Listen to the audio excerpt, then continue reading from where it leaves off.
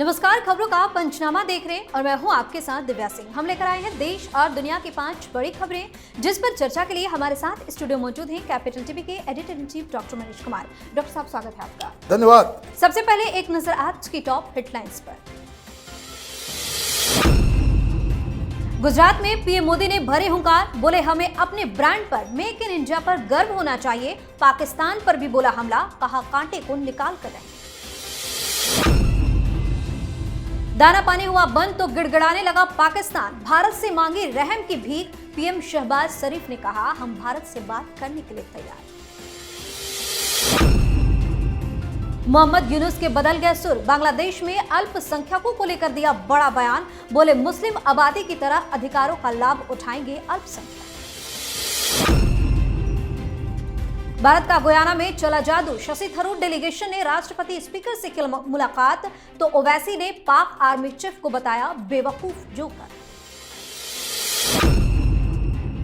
राहुल गांधी ने एक बार फिर किया मनवाद का जिक्र, दिल्ली यूनिवर्सिटी के छात्रों के साथ बातचीत का वीडियो किया शेयर, बोले एससी एसटी ओबीसी के योग्य उम्मीदवार ठहरा जा रहे अयोग्य।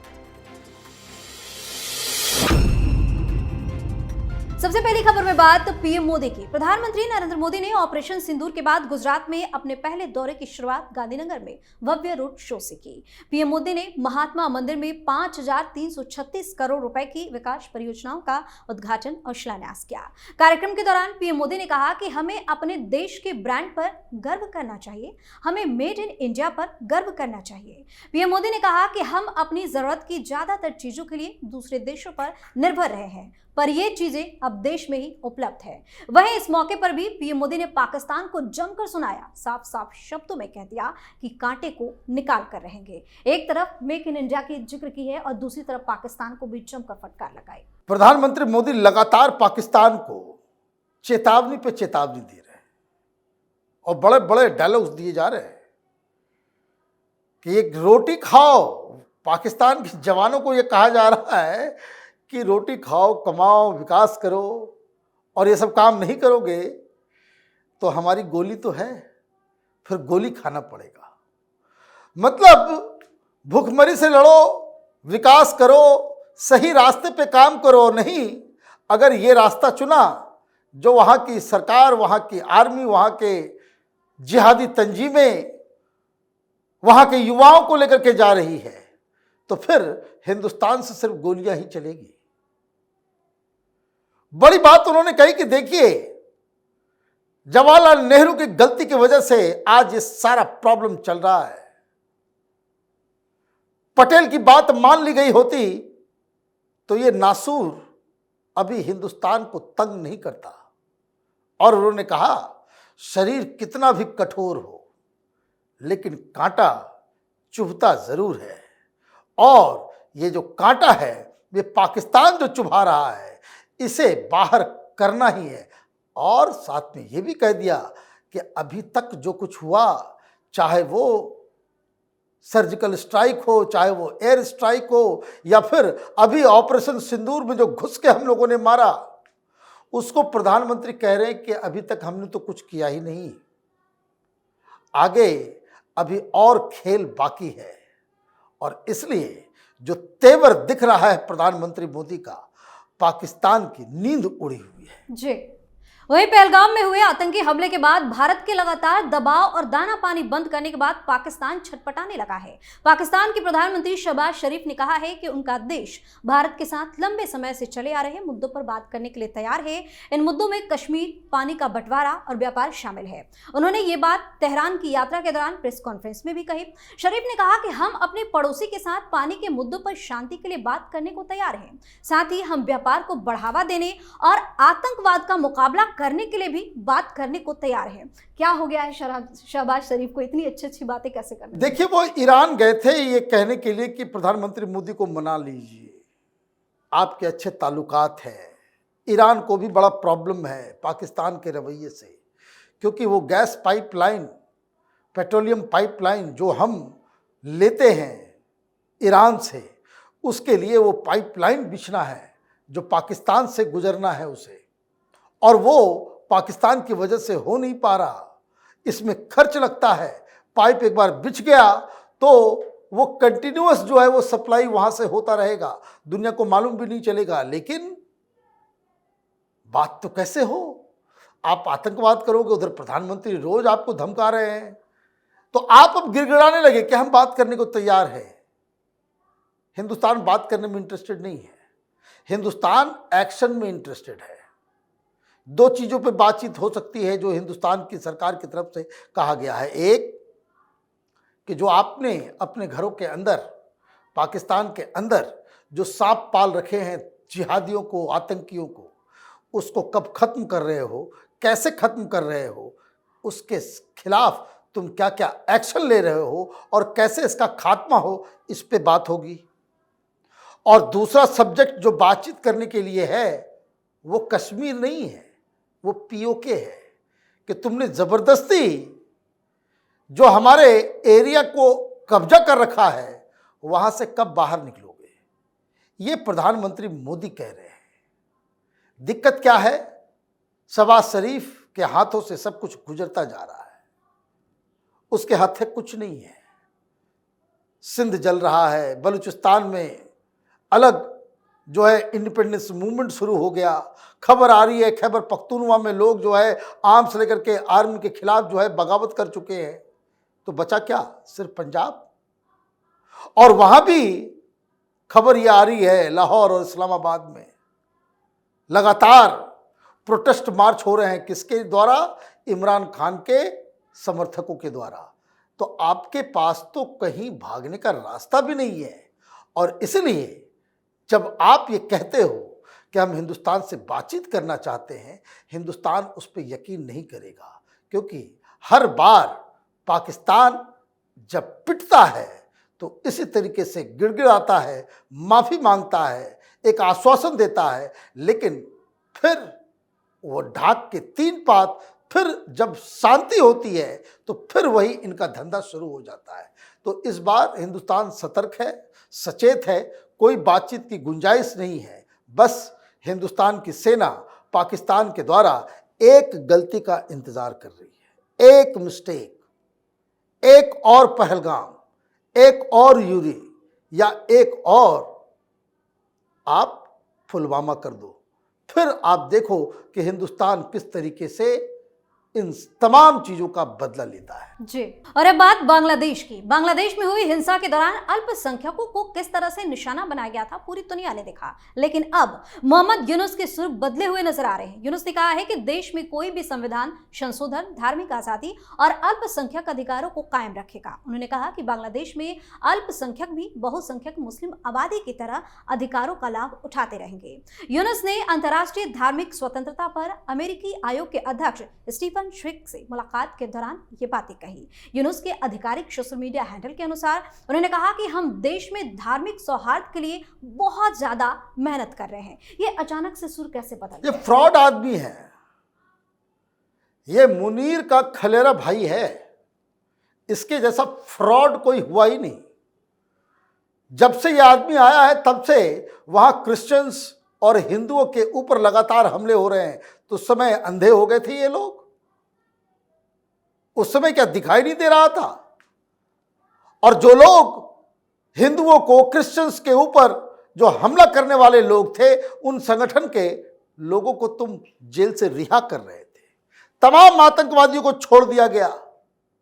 जो लोग हिंदुओं की हत्या जिनके सिर पे है, जिनके हाथ में मासूम लोगों की खून लगे हुए हैं, उसको तुमने छोड़ दिया।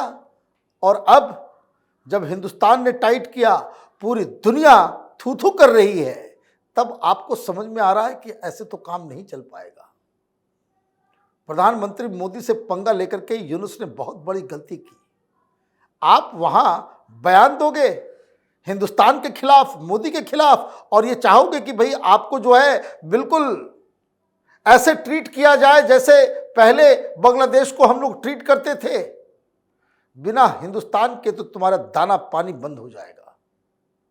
अब जब ये चारों तरफ से घिर गया है, जब उसको लग रहा है कि कहीं से बचने की कोई उम्मीद नहीं है, तो अचानक से ये संत महात्मा का रूप धारण कर लिया कि हमारे यहाँ माइनॉरिटीज को इक्वल अधिकार होगा, ये होगा वो होगा, ये तमाम चीज़ें। दरअसल दिक्कत क्या है कि जिस तरीके का जानवरों को इसने पाला पोसा और 9 महीनों में इसने बड़ा कर दिया, वही इनकी सबसे बड़ी समस्या बन गई है। ये जमात वाले, ये आतंकी, ये वहाँ पे जिहादी जो संगठन है, वो बांग्लादेश के लिए प्रॉब्लम है और वो डॉक्टर यूनुस के लिए भी अब प्रॉब्लम बन गया है। जी। इधर कांग्रेस सांसद शशि थरूर के नेतृत्व में सर्वदलीय प्रतिनिधिमंडल ने गुयाना के राष्ट्रपति मोहम्मद इरफान अली से मुलाकात की। इससे पहले नेशनल असेंबली के स्पीकर मंजूर नादिर से भी मुलाकात की थी।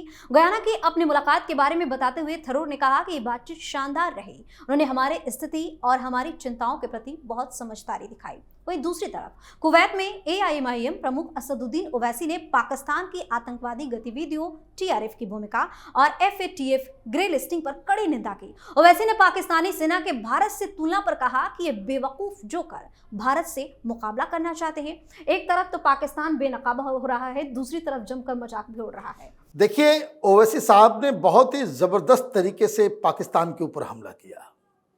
उन्होंने कहा कि ये जोकर्स हैं, बेवकूफ हैं, इनकी बातों पे यकीन मत कीजिए। ये ऐसे बड़े जोकर्स हैं कि इन्होंने अपने ही प्रधानमंत्री को चूना लगा दिया, एक तस्वीर दे दी और ये कहा ये हमने हिंदुस्तान को अभी जो हाल में हराया है, जो हमने फतह हासिल की है, उसका एक सिंबल है। फोटो आ गया तो पाकिस्तान के लोगों ने ही फैक्ट चेक कर दिया, मालूम चला ये चाइनीज एक्सरसाइज के समय की तस्वीरें हैं। तस्वीरें चाइना के एक्सरसाइज की, मिलिट्री एक्सरसाइज की। वो कोई युद्ध की तस्वीर नहीं है, वो चाइना के मिलिट्री एक्सरसाइज की तस्वीर उसे कि पाकिस्तान की सेना का पराक्रम उसे बता करके प्रधानमंत्री को दे दिया और प्रधानमंत्री भी वैसा ही बेवकूफ जो उसको एक्सेप्ट भी कर लिया। तो ये बात ओवैसी साहब बड़े कायदे से बता रहे हैं और जिस तरीके से गयाना के अंदर उनका इंडिपेंडेंस डे था और हिंदुस्तान के डेलीगेशन को वहाँ पे सम्मान मिला और जिस हिसाब से फ्लॉलेस शशि थरूर ने हिंदुस्तान के पक्ष को रखा, पूरी दुनिया हिंदुस्तान के इस डिप्लोमेटिक मिशन की तारीफ कर रही है। जी।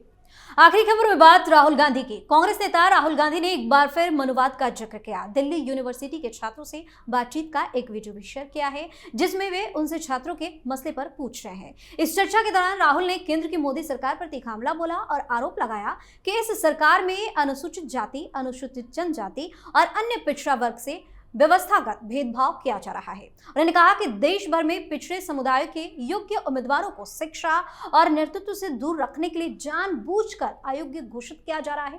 राहुल गांधी ने आरोप लगाया कि योग्य उम्मीदवारों को नॉट फाउंड सुटेबल बताकर खारिज किया जा रहा है और यह एक नए तरीके का मनुवाद है। एक वीडियो भी शेयर किया है राहुल गांधी ने और इस तरीके की बातें करें, क्या करने की कोशिश। देखिए, वो एक यूनिवर्सिटी के अंदर जो है ना, एक लुम्पिन किस्म का नेता होता है, उस तरह की बातें कर रहे हैं। He is talking nonsense. बोले ये प्राइवेटाइजेशन नहीं है, ये नया मनुवाद है। प्राइवेट कंपनीज जो आ रही है वो नया मनुवाद है। It is a process of de dalitification, de OBCfication, मतलब ओबीसीज और दलितों को सिस्टम से हटाने की बात चल रही है। तो सबसे पहले तो जाकर के अपने पार्टी को ही आप कल्प्रिट बताओ। जिस मनमोहन सिंह को तुम ग्रेट इकोनॉमिस्ट बताते हो, उसने ही तो ये प्राइवेटाइजेशन की शुरुआत की हिंदुस्तान में जब वो वित्त मंत्री बने। खुद करोगे, खुद तुम्हारी नीति, खुद तुम्हारी पॉलिसी, अपने पिताजी से पूछो क्यों मुंबई अधिवेशन में सोशलिस्ट वर्ड हटा दिया था कांग्रेस पार्टी के पॉलिटिकल विचार में। तो पॉलिसी प्राइवेटाइजेशन की तो तुमने खुद की, कांग्रेस पार्टी की देन है ये। और अब आप उसी पॉलिसी को कह रहे कि भाई दलित और ये वो तमाम तरह की बातें। अच्छा, सीटें कम थी, दलित और ओबीसी प्रोफेसर्स वगैरह के जो है सीट जो है वो भरे नहीं है, यही मुद्दा उठा रहे हैं राहुल गांधी। तो 2004 से 2014 10 साल का समय था आपके पास, सीटें आपने भर दी। तब कौन सा मनुवाद आप कर रहे थे? तब कौन सा मनुवाद चल रहा था? दिक्कत क्या है, हिंदू समाज जितना एकत्रित हो रहा है, राहुल गांधी को उसी का डर है। ये जो है बिल्कुल हिंदू समाज को तोड़ने के लिए तरह तरह का प्रपंच कर रहा है राहुल गांधी। हिंदुओं को सतर्क रहना चाहिए। ये दलित के नाम पे, ओबीसी के नाम पे, मनुवाद के नाम पे हिंदू समाज को तोड़ना चाहता है, यही इसकी रणनीति है। जी, बहुत बहुत धन्यवाद सर तमाम जानकारी के लिए। धन्यवाद। खबरों का पंचनामा में आज के लिए इतना ही। देश और विदेश की बाकी खबरों और उनके सटीक एनालिसिस के लिए देखते रहिए कैपिटल टीवी। हमें लाइक कीजिए, शेयर कीजिए और हाँ, कैपिटल टीवी को सब्सक्राइब करना बिल्कुल ना भूलें। धन्यवाद।